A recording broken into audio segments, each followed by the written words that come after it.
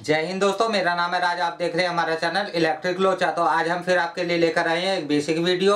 और इस basic video में हम बात करेंगे एसटीआर की। तो साथियों, यह वाला एसटीआर आप देख रहे हैं, तो यह पीसीबी साथियों डाइकिन एसी का है, इन्वर्टर एसी का। तो डाइकिन वाले एसीओ में और फ्रिजों में, एसीओ में तो खासकर यह वाला एसटीआर काफ़ी ज़्यादा लगा होता है। काफ़ी बार हमारे सामने यह वाला एसटीआर आया है। आज हम इस एसटीआर को एक्सप्लेन करेंगे कि यह एसटीआर कैसे काम करता है। अगर यह एसटीआर ऑन नहीं हो रहा होता है तो क्या क्या चीज़ें हमें चेक करनी चाहिए, और अगर यह एसटीआर शॉर्ट हो गया है, ख़राब हो गया है, तो क्या क्या चीज़ें चेक करने के बाद हमें यह लगाना चाहिए। और साथियों, जो हमने यूवीडब्ल्यू टेस्टर बनाया था वह काफ़ी सारे भाइयों ने हमारा ख़रीदा है, और हम उसके लिए काफ़ी धन्यवाद, दिल से धन्यवाद करते हैं उनका, जिन्होंने वह ख़रीदा है। और बहुत ही काम की चीज़ है वह। और अगर आपने वह वीडियो नहीं देखी है तो आई बटन में आपको इसका लिंक मिल जाएगा, आप वहां से वह हमारा देख सकते हैं वीडियो, जिसमें हमने यूवीडब्ल्यू टेस्टर को दिखाया है कि वह कैसे काम करता है और आपको लेना चाहिए या नहीं लेना चाहिए। तो इस वीडियो में आगे बढ़ते हैं साथियों। तो साथियों, आज हम इस एसटीआर के बारे में बात करने वाले हैं, जिसका नंबर है M8910। यहाँ पर हमने लिख रखा है, आप देख सकते हैं। और जो कम से कम सर्किट चाहिए इसको चलने के लिए वह हमने यहाँ पर बना रखा है। इसी से हमको पता चलेगा कि इसमें क्या क्या चीज़ें ज़रूरी है, कौन कहाँ पर कौन सी वोल्टेज आनी ज़रूरी है इसको चलने के लिए। तो साथियों, आप यहाँ पर देखेंगे कि यहाँ पर यह एसटीआर में, इसको ऐसे रख लेते हैं हम एसटीआर को। तो इस एसटीआर में साथियों आप देख सकते हैं 1 2 3 4 5 6 7 पिनें टोटल है इसमें। और साथ में से जो आप देख सकते हैं यह वाली, यह साथियों जो पिन होती है, यह एसटीआर की अलग से कट जहाँ दे रखा होता है, मतलब आप देख सकते हैं यहाँ पर कट दे रखा है। तो यहाँ जो अलग से कट दे रखा होता है वो इसीलिए दे रखा होता है क्योंकि यहाँ थोड़े से हाई वोल्टेज जनरेट हो जाते हैं, तो पीसीबी आपस में क्रॉस ना हो जाए, इसलिए यहाँ दे रखा होता है साथियों। तो यहाँ आप देख सकते हैं इसकी यह वाली 2 नंबर पिन, 1 नंबर यह है, 2 नंबर पिन इसकी ड्रेन है। तो यह इसके अंदर जो आईजीबीटी लगा हुआ है साथियों, जो ट्रांजिस्टर लगा हुआ है, उसकी जो ड्रेन है वह यह 2 नंबर पिन है। और इसकी सोर्स आप देखें तो सोर्स इसकी यह वाली पिन है। तो यह पिन साथियों इसकी सोर्स है, जहाँ पर नेगेटिव वोल्टेज आएंगे इस वाले कैपेसिटर की इस वाली पिन से। पॉजिटिव देख लेते हैं हम कौन सी पिन है। तो आप देख सकते हैं ये वाली पिन पॉजिटिव है, यहाँ हम लिख भी देते हैं। तो इस वाली पॉजिटिव पिन से यहाँ पर एसएम में, स्विच मोड ट्रांसफार्मर में 320 वोल्ट आएंगे, और उसके बाद वो यहाँ से बाहर आ जाएंगे। और साथियों, अगर हम इसे यहाँ चेक करेंगे इस पिन से और इस पिन के बीच में, तो यहाँ हमें 320 वोल्ट देखने को मिल जाएंगे। तो इसके बाद साथियों हम बात करते हैं कि यह तो इसकी मेन पिन थी जहाँ पर लोड होता है। उसके बाद ये बाकी की पिनें जो हैं ये किस लिए लगाई हुई हैं, इनके बारे में हम बात करते हैं, क्या काम करती हैं।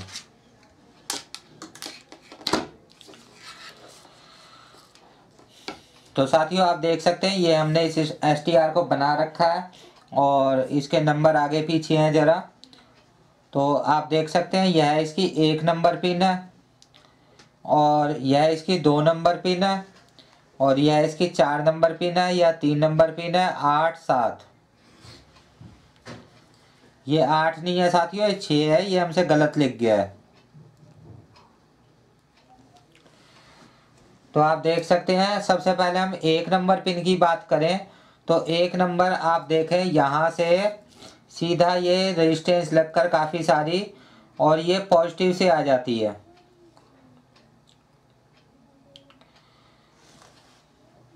ये साथियों पॉजिटिव से यहाँ पर आ जाती है।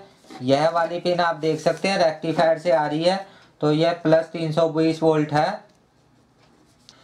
5 नंबर पिन पर आने के बाद एक 80 ओम की रेजिस्टेंस लगी होती है, और उसके बाद यह 1 नंबर पिन पर आ जाती है। तो यह जो 1 और 5 नंबर पिन है साथियों, अगर यह हमारी पावर सप्लाई ऑन नहीं हो रही है, यह वाली साथियों अगर हमारी पावर सप्लाई एसएमपीएस ऑन नहीं हो रही है, तो हमें सबसे पहले तो यहाँ वोल्टेज चेक करनी है कि यह 8-9 वोल्टेज है या नहीं है 1 और 5 नंबर पिन पर। अगर 1 और 5 नंबर पिन पर इनमें से कोई रेजिस्टेंस खराब हो जाएगी, जैसा कि आप देख सकते हैं 150 के की काफ़ी ज़्यादा, तो ये ज़्यादा ओम्स की रेजिस्टेंस होती है तो इनकी फिल्म काफ़ी कमज़ोर होती है, ये ख़राब हो जाती हैं, काफ़ी ज़्यादा ये ख़राब होती हैं। तो इसलिए यह रेजिस्टेंस अगर कोई ख़राब हो जाती है बीच में से, तो यहाँ पर स्टार्ट करने के लिए, इस वाले STR को स्टार्ट करने के लिए 5 नंबर पिन और 1 नंबर पिन पर वोल्टेज नहीं आएंगे। तो साथियों ये स्टार्ट ही नहीं होगी SMPS अगर यहाँ पर वोल्टेज नहीं आते हैं तो। उसके बाद आप देख सकते हैं कि यहाँ पर एक कैपेसिटर लगा हुआ है और रेजिस्टेंस के थ्रू वोल्टेज यहाँ आएंगे, जो जब ये ट्रांसफार्मर चलेगा, ये वाला ट्रांसफार्मर, ये साथियों स्विच मोड ट्रांसफार्मर हमने यहाँ पर दिखा रखा है इस तरह से।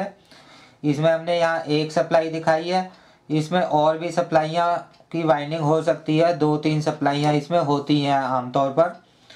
तो इसके बारे में भी, आउटपुट के बारे में भी अभी हम बात करेंगे।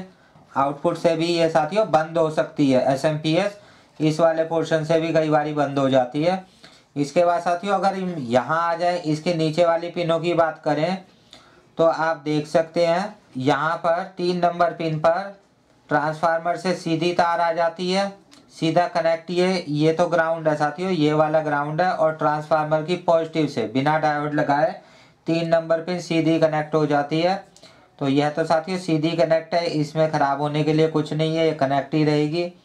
उसके बाद साथियों हम यहाँ इसकी बात करें तो आप देख सकते हैं साथियों हमने यहाँ पे ऑप्टो कपलर दिखा रखा है।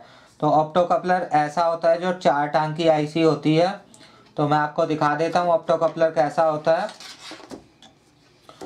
तो ये साथियों ऑप्टो कपलर यहाँ पर लगा हुआ है।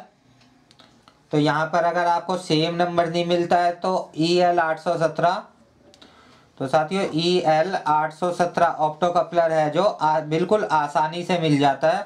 अगर यहाँ पर आपको ऑप्टो कपलर की कोई समस्या होती है, आपको ऑप्टो कपलर नहीं मिलता है, तो आप इस वाले EL817 ऑप्टो कपलर को यहाँ पर लगा सकते हैं सेम डायरेक्शन में। तो हम ऑप्टो कपलर की बात कर रहे थे साथियों।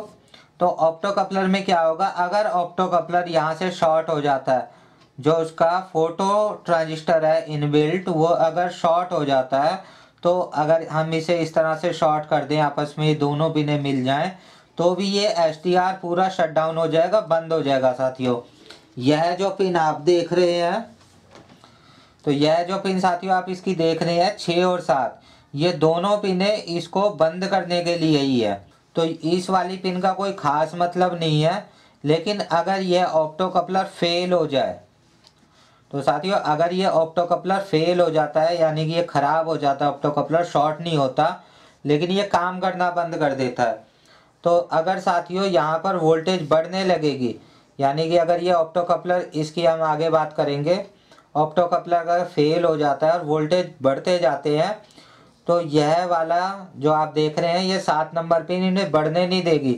जैसे ही स्विच मोड ट्रांसफार्मर में वोल्टेज बढ़ेंगे, तो ये यहाँ से आप देख सकते हैं रिवर्स में जिनर लगा हुआ है, तो ये करंट पास कर देगा और ये इस वाली पिन को शट डाउन कर देगा यहाँ से। तो साथियों ये वाली पिन इसीलिए लगाई हुई है, सिर्फ प्रोटेक्शन के लिए है, बाकी इसका कोई खास काम नहीं है। इसमें ज़्यादा वोल्टेज भी नहीं जाएंगे, ये रेजिस्टेंस ओपन हो सकती है। अगर ये ओपन हो गई, ऑप्टो कपलर हमारा ठीक है, फिर भी यह STR चलता रहेगा, कोई प्रॉब्लम यहाँ नहीं आएगी। तो इसके बाद साथियों अगर हम थोड़ा सा और आगे चलें, तो साथियों इसके बाद जब हम आगे चलते हैं सेकेंडरी की तरफ, तो सेकेंडरी की तरफ से भी कई बारी SMPS बंद हो जाती है। इस तरह के फॉल्ट हमारे पास आए हैं, वो कैसे मैं आपको समझाता हूँ। तो साथियों हमने जो ऑप्टो कपलर बताया कि ऑप्टो कपलर का आधा हिस्सा यहाँ पर दिखा रखा है और ऑप्टो कपलर का आधा हिस्सा यहाँ पर दिखा रखा है। मैंने आपको बता दिया था कि ऑप्टो कपलर इस तरह का होता है, जैसा आप देख सकते हैं 4 टांग की IC होती है और आपस में इनका ये वाली दोनों पिनें काम करती हैं, आपस में ये दोनों पिनें काम करती हैं। आप देखें अगर यह वाला ऑप्टो कपलर यहाँ से ख़राब हो जाता है तो क्या होगा, अगर यह वाली रेजिस्टेंस काम नहीं करती है तो यह पावर सप्लाई शॉर्ट हो जाएगी, STR ख़राब हो जाएगा।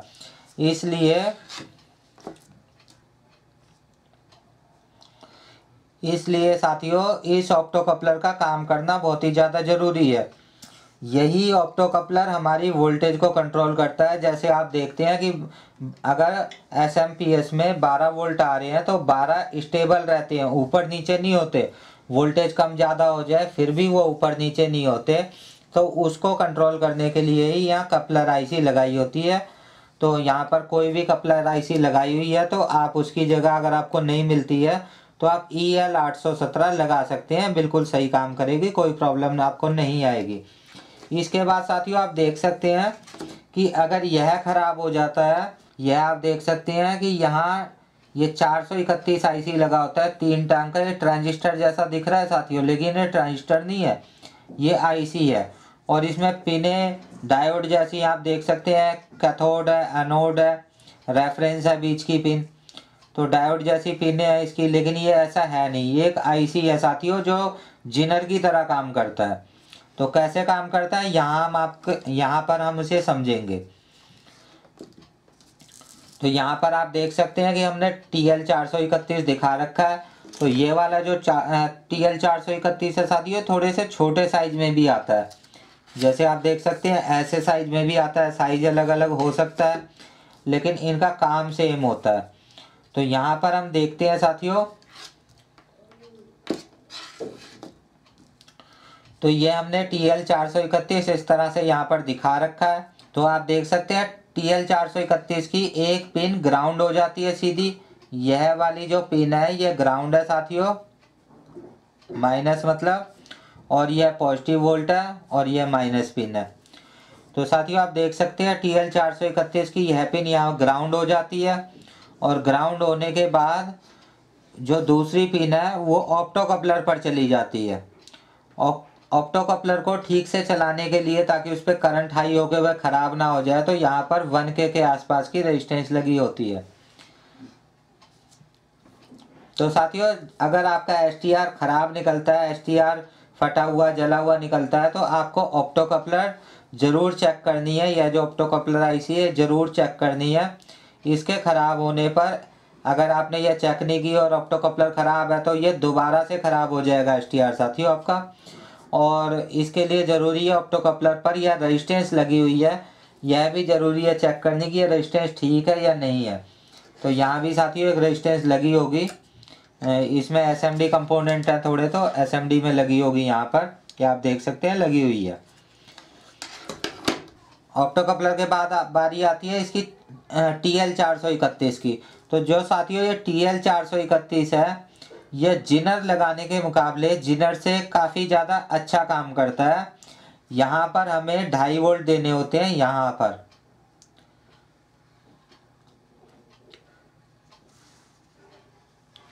तो यहाँ पर साथियों जब जैसे ही यहाँ पर 2.5 वोल्ट होते हैं तो यह इस ऑप्टो कपलर को चला देता है। यानी कि ऑप्टो कपलर ये LED टाइप में होती हैं, उसकी प्राइमरी पिन है, मतलब 1 और 2 नंबर पिन है। तो साथियों ऑप्टो कपलर को ऑन कर देता है और ऑप्टो कपलर का जो दूसरा हिस्सा यहाँ कनेक्ट होता है वह यहाँ से इस पिन में 6 नंबर पिन में भेज देता है। और भेजते ही साथियों यह आईसी शट डाउन हो जाता है। तो जैसे ही यहाँ से 12 से नीचे वोल्टेज जाती है फिर ऑन हो जाता है। अगर यहाँ 12 से नीचे जाएगी साथियों तो इसमें क्या है 4.9 वोल्टेज पर यह होता है। तो साथियों 4.9 वोल्टेज से कम जैसे ही होगी तो यह TL431 ऑप्टो कपलर को चलाना बंद कर देगा। और जैसे ही 2.5 वोल्ट होगी तो यह इसको दोबारा से ऑन कर देगा। तो इसी तरह से साथियों जैसे जैसे SMPS स्विच करेगा इसका यह वाला मॉसफेट आप देख सकते हैं जो IGBT है, जैसे जैसे स्विच करेगा उसी के साथ साथ यह भी ऑन ऑफ होता रहेगा, लगातार होता रहेगा साथियों। अगर उसके ऊपर लोड नहीं है तो थोड़ा सा कम भी हो सकता है, कैपेसिटर चार्ज हो जाता है थोड़ी देर के लिए। लेकिन अगर उसके ऊपर जरा सा भी लोड है, थोड़ा सा भी लोड है, तो लगातार यह ऑन ऑफ होता रहेगा। तो यही साथियों हमारी वोल्टेज को स्टेबल रखता है, कंट्रोल करता है। तो साथियों ये TL431 बहुत अच्छा काम करता है एक जिनर के कंपैरिजन में। जैसे यहाँ पर जिनर आपने देखा लगा रखा है, तो जिनर के मुकाबले में यह बहुत ही अच्छा काम करता है। तो साथियों अगर आपकी SMPS ख़राब है तो आप TL431 को ज़रूर चेक कर लें। कि यह ठीक है या ख़राब है। तो साथियों ऑप्टो कपलर को और TL431 को किस तरह से चेक करना है SMPS में लगे हुए, तो ये हम आगे बताएंगे। तो साथियों उम्मीद है कि आप अच्छी तरह से इस STR के बारे में सीख गए होंगे। आगे भी हम SMPS से रिलेटेड मतलब PCB के SMPS से रिलेटेड पावर IC होती हैं, STR होते हैं, काफ़ी अलग अलग नंबरों के होते हैं, उनमें क्या फ़र्क होता है और किसी और के बदले कोई और लगाया जा सकता है या नहीं लगाया जा सकता है, तो इस बारे में वीडियो हम बनाते रहेंगे। बेसिक इन्फॉर्मेशन सारी आपको ये दे देंगे। बेसिक इन्फॉर्मेशन का होना बहुत ही ज़्यादा ज़रूरी है। अगर हम किसी के देखे हुए फाल्टों से किसी चीज़ को ठीक करते हैं तो ज़्यादा फाल्टों को हम ठीक नहीं कर पाएंगे। अगर हम बेसिक इन्फॉर्मेशन जानते हैं, हमें बेसिक आता है इलेक्ट्रॉनिक का, काफ़ी ज़्यादा फाल्ट ठीक कर पाएंगे। तो साथियों इतना ही। जय हिंद, जय भारत।